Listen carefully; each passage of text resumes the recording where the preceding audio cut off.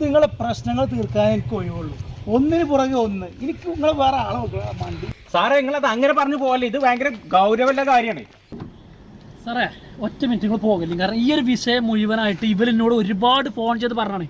ഇതിന് ബാക്ക്ഗ്രൗണ്ട് വരാണ്ട് ഞാൻ വെറുതെ പറയല്ല. ഇതിന് ഭയങ്കര പ്രശ്നമാണ്. ആ ജബ്ബാറിന്റെ പിന്നാലെ ഇറങ്ങിക്കണേ.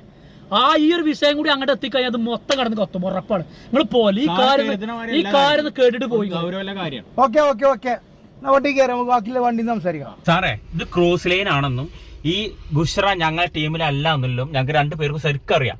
പക്ഷെ ഈ ബുഷറ എങ്ങനെ ആത്മഹത്യ ചെയ്ത ഈ നമ്മളെ കമ്പനി മറുപടി പറയേണ്ടി വരും. സാറേ ഞങ്ങൾ കസ്റ്റമറെ പിടിക്കണ പോലെ അല്ല ഈ ബിഷാന കസ്റ്റമറെ പിടിക്കണത്. ഓള് PV കൂട്ടാൻ വേണ്ടിട്ട് ആ പെണ്ണിനെതിൽ ചാർജ് 12 ലക്ഷമാണ് ഓളത് പോയിക്കണത്. എന്തൊക്കെ സുനീറ ഈ പറയുന്നത്? ഇതൊക്കെ നമ്മളെ കമ്പനി തന്നെയാണോ സംഭവിക്കുന്നത്?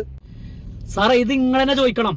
ഈ ബിഷാനെയും ആ അൻസാറിനെയും എന്തിനാ എന്റെ ടീമിൽ കൊടുത്തിട്ടത്?